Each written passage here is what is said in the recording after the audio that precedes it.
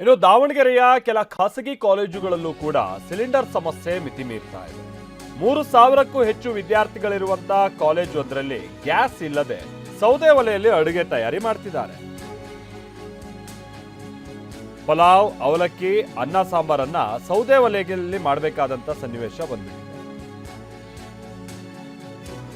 ಯಾಕಂದ್ರೆ ಕಾಲೇಜು ಕ್ಯಾಂಟೀನ್ಗಳು, ಆಮೇಲೆ ಕಾಲೇಜಿನ ಹಾಸ್ಟೆಲ್ಗಳು, ಬಹಳಷ್ಟು ಕಾಲೇಜ್ಗಳಲ್ಲಿ ಸಾವಿರಾರು ಮಂದಿ ವಿದ್ಯಾರ್ಥಿಗಳೆಲ್ಲ ಅವರು ವಸತಿ ನಿಲಯದ ವ್ಯವಸ್ಥೆ ಇರುತ್ತೆ. ಆಮೇಲೆ ಕಾಲೇಜ್ನಲ್ಲೂ ಕೂಡ ಕ್ಯಾಂಟೀನ್ ಊಟದ ವ್ಯವಸ್ಥೆ ಎಲ್ಲ ಇರುತ್ತೆ.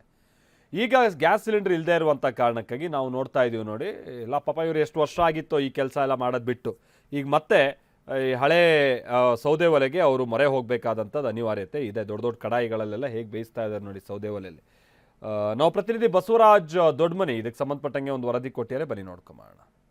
ನಾವೀಗ ದಾವಣಗೆರೆ ಪ್ರತಿಷ್ಠಿತ ಸರ್ MU ಕಾಲೇಜಿನಲ್ಲಿದ್ವಿ. ವಿಶೇಷವಾಗಿ ಇಲ್ಲಿ ಸಾವಿರಾರು ವಿದ್ಯಾರ್ಥಿಗಳು ಓದ್ತಾ ಇರ್ತಕ್ಕಂಥದ್ದು. ಬಹುತೇಕವಾಗಿ ವಸತಿ ನಿಲಯಗಳಲ್ಲಿ ಜಾಸ್ತಿ ಇರ್ತಕ್ಕಂಥದ್ದು. ರಾಜ್ಯದ ಬೇರೆ ಬೇರೆ ಭಾಗಗಳಿಂದ ಇಲ್ಲಿ ಸಾವಿರಾರು ವಿದ್ಯಾರ್ಥಿಗಳು ಇಲ್ಲಿ ವಾಸ ಆಗಿರ್ತಕ್ಕಂಥದ್ದು. ನಿತ್ಯ ಇಲ್ಲಿ ಏನು ಅಡುಗೆಯನ್ನು ಮಾಡ್ತಾಯಿದ್ರು ಏನು ವಿದ್ಯಾರ್ಥಿಗಳಿಗಾಗಿ, ಅದು ಸಿಲಿಂಡರ್ ಅಭಾವದಿಂದಾಗಿ ಒಂದು ರೀತಿಯಾದಂಥ ಅವ್ರಿಗೂ ಕೂಡ ಒಂದು ಈಗ PUC ಎಕ್ಸಾಮ್ ಬೇರೆ, ಎಕ್ಸಾಮ್ ಸಮಯದಲ್ಲೇ ಈ ರೀತಿಯಾದಂಥ ಒಂದು ತೊಂದರೆ. ಆದ್ದರಿಂದ ನೀವು ನೋಡ್ತಾ ಇರ್ಬೋದು, ಈಗ ಅಡುಗೆ ಅವರು ಸೌದೆಯನ್ನು ತಂದು ಒಲೆ ಅಡುಗೆಯನ್ನು ಮಾಡ್ತಕ್ಕಂಥ ಒಂದು ಪರಿಸ್ಥಿತಿ ಬಂದಿರತಕ್ಕಂಥದ್ದು.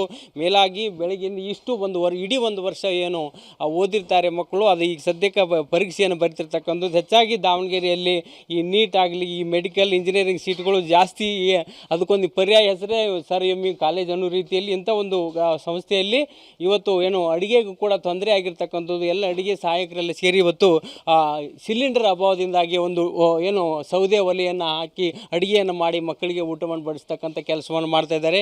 ಒಟ್ಟಾರೆಯಾಗಿ ಸಂಪೂರ್ಣವಾಗಿ ಏನಂದರೆ ಮೊದಲು ಏನೇನು ನೀಡ್ತಾರೆ, ಚಪಾತಿ ಆಗಿರ್ಬೋದು ಮತ್ತು ಅದ್ರ ಜೊತೆ ಮುದ್ದೆ ಆಗಿರ್ಬೋದು, ವಿಶೇಷ ಬೇರೆ ಬೇರೆ ಬೇರೆ ತಿಂಡಿಗಳಾಗಿರ್ಬೋದು. ಆದರೆ ಈಗ ಮಾತ್ರ ಅದನ್ನೆಲ್ಲ ಕೊಡ್ತಕ್ಕಂಥ ಸಾಧ್ಯತೆ ಇಲ್ಲ.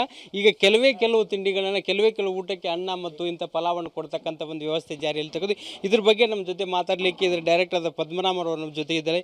ಏನೇನು ತೊಂದರೆ ಆಗಿದೆ, ಸಿಲಿಂಡರ್ ಎಲ್ಲ ಈಗ ದೇಶಕ್ಕೆ ತೊಂದರೆ ಆಗಿದೆ, ಆದರೆ ನಿಮ್ಮ ಸಂಸ್ಥೆಗೆ ಯಾವ ರೀತಿ ಇಫೆಕ್ಟ್ ಆಗಿದೆ? ಎಸ್ ಸರ್, ನೀವು ಹೇಳಿದ ಪ್ರಕಾರ ಸರ್ MU ಕಾಲೇಜ್ ಪ್ರತಿ ವರ್ಷ 550 ಫ್ರೀ ಮೆಡಿಕಲ್ ಸೀಟ್ಸನ್ನು ಕೊಡ್ತಾ ಬಂದಿದೆ ಈ ವರ್ಷ. ಸೊ ಪ್ರತಿ ನಮ್ಮ ಹಾಸ್ಟೆಲಲ್ಲಿ ಸುಮಾರು 3,200 ಮಕ್ಕಳಿಗೆ ನಾವು ಅಡುಗೆಯನ್ನು ಮಾಡಬೇಕಾಗತ್ತೆ ದಿನ. 3,200 ಬೆಳಗಿನ ತಿಂಡಿ, ಊಟ, ಸ್ನ್ಯಾಕ್ಸ್ ಮತ್ತು ಡಿನ್ನರ್ ಆಲ್ಮೋಸ್ಟ್ 12,000 ರಿಂದ 13,000 ಜನಕ್ಕೆ ಪ್ರಿಪ್ರೇಷನ್ ಆಗಬೇಕಿತ್ತು. ಏಕಾಏಕಿ ಮೊನ್ನೆ ನಮಗೆ ಸಿಲಿಂಡರ್ ಸಪ್ಲೈ ಆಗದೆ ಕಾರಣ ಇಮಿಡಿಯೇಟಾಗಿ ನಾವು 5 ವುಡ್ಡನ್ನು ಯೂಸ್ ಮಾಡಿ ಅಡುಗೆಯನ್ನು ಮಾಡ್ತಾ ಇದ್ದೀವಿ. ಅದರಲ್ಲಿ ಮೆನುನ ಕಟ್ ಮಾಡಿದ್ವಿ. ನಾರ್ಮಲಿ ಚಪಾತಿ 2 ಕರಿ ಕೊಡ್ತಾ ಇದ್ವಿ, ಅದ್ರ ಬದಲಾಗಿ ಪಲಾವು, ಮೊಸರು ಬಜ್ಜಿ, ಬಾಳೆಹಣ್ಣು, ಇದು ಮಜ್ಜಿಗೆ ಅದೆಲ್ಲ ಯಥೇಚ್ಛ. ಫಸ್ಟ್ ದಿನ ಮಕ್ಕಳಿಂದ ಸ್ವಲ್ಪ ರೆಸಿಸ್ಟೆನ್ಸ್ ಬಂತು. ಈಗ ಮಕ್ಕಳಿಗೆ ನಾನು ಮೀಟ್ ಮಾಡಿ ಎಲ್ಲ ಹೇಳಿ ಕನ್ವಿನ್ಸ್ ಮಾಡಿದ್ಮೇಲೆ ಮಕ್ಕಳು ಕೂಡ ಮತ್ತು ಈವನ್ ಪೇರೆಂಟ್ಸ್ ಕೂಡ ನನಗೆ ಮೆಸೇಜ್ ಮಾಡ್ತಿದ್ದಾರೆ, ವಂಡರ್ಫುಲಿ ಯು ಆರ್ ಡೂಯಿಂಗ್ ಅಂತ. ಇವಾಗ ಮಧ್ಯಾಹ್ನದ ಊಟಿಗೆ ಅವ್ರಿಗೆ ಪಲಾವು, ಮೊಸರು ಬಜ್ಜಿ ಮತ್ತು ಇದು ಮಜ್ಜಿಗೆ ಮತ್ತು ಬಾಳೆಹಣ್ಣು ಅಷ್ಟನ್ನು ಕೊಡ್ತಾ ಇದ್ದೀವಿ. Yes sir. ಶಾಂತಕುಮಾರೊಂದಿಗೆ ಬಸವರಾಜ್ ದೊಡ್ಡಮನಿ, TV9 ದಾವಣಗೆರೆ.